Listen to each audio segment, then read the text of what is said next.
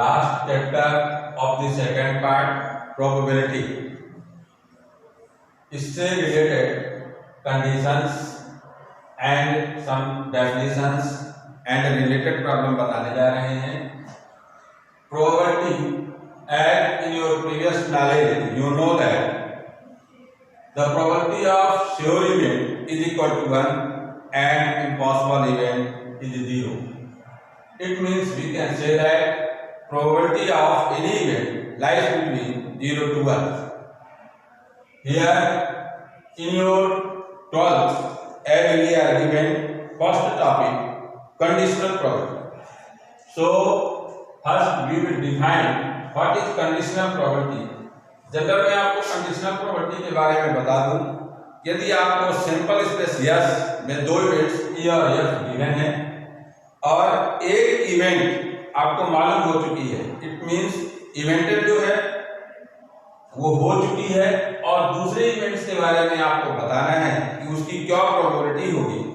तो ये conditional probability के अंतर्गत रहता है कि दो इवेंट आपको दिए हैं, एक इवेंट पहले से हो चुकी है और दूसरी इवेंट की प्रोबेबिलिटी को आपको बताना है.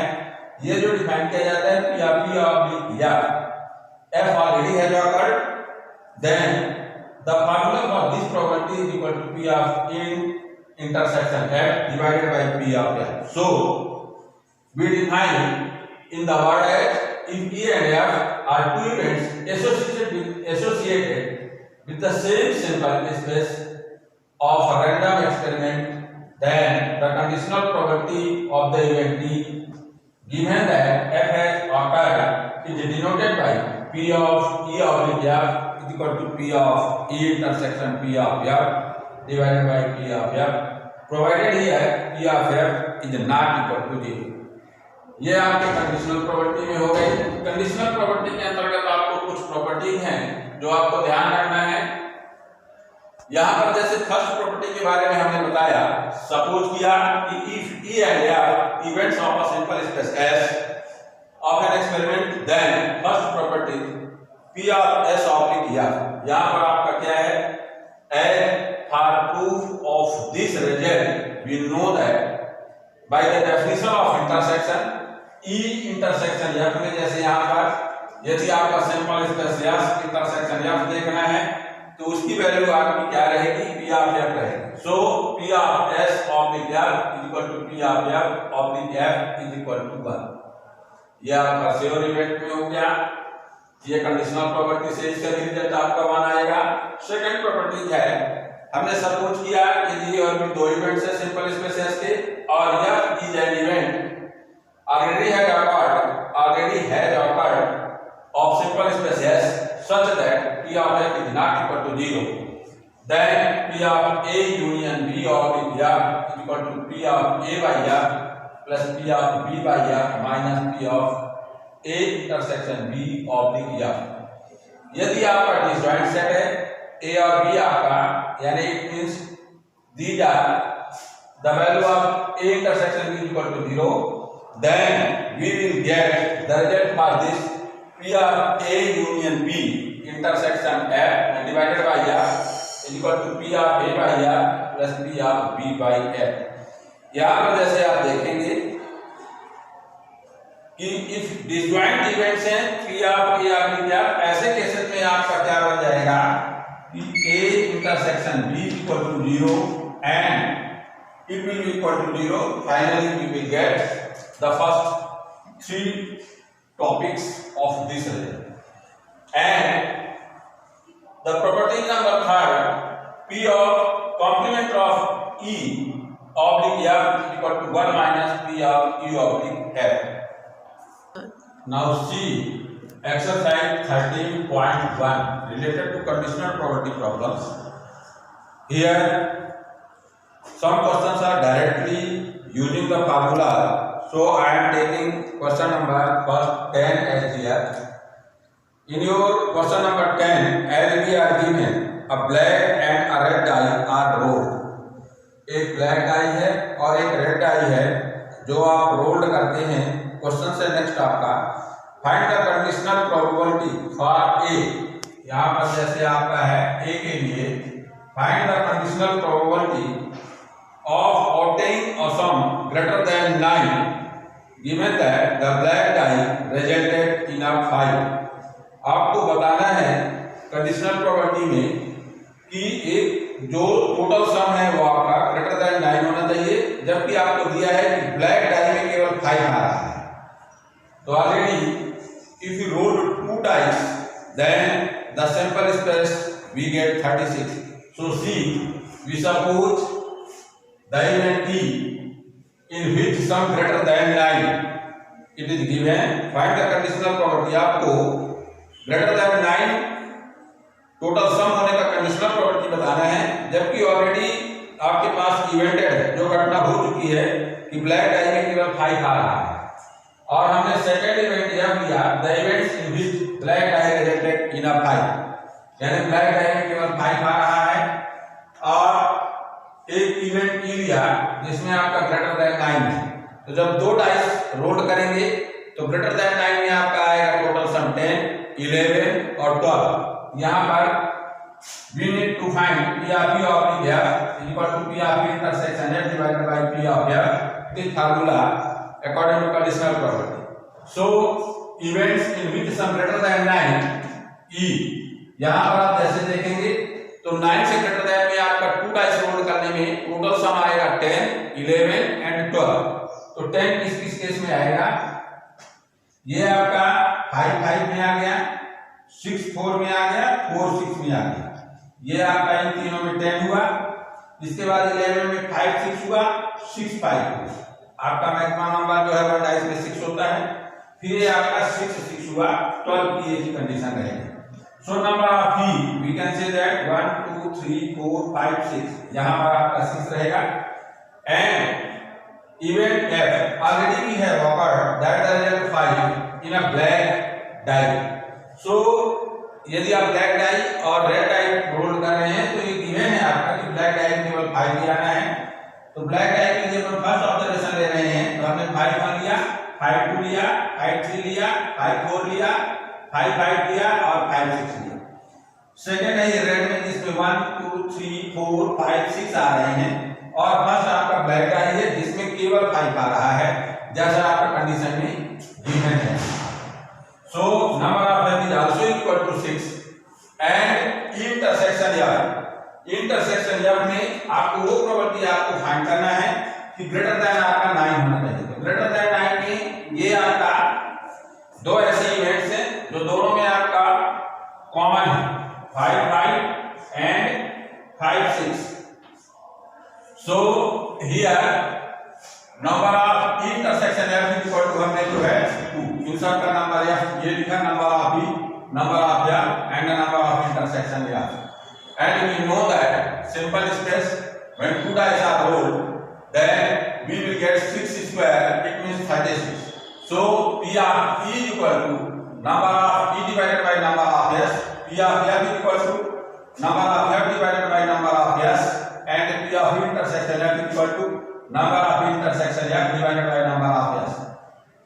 On this case we have p of e, the value of p of e is equal to 1 by 6, p of f is equal to 1 by 6, and p of e intersection f is equal to 1 by 18, and hence in first case, in the cases of a as question find the conditional probability of obtaining a sum greater than 9 से ज्यादा होने की probability आपको बताना है, जबकि आपके पास given है कि जो ब्लैक डाई आप प्रेजेंट करते हैं उसमें केवल 5 आ रहा है, जब दो डाइस आप रोल कर रहे हैं ब्लैक और रेड।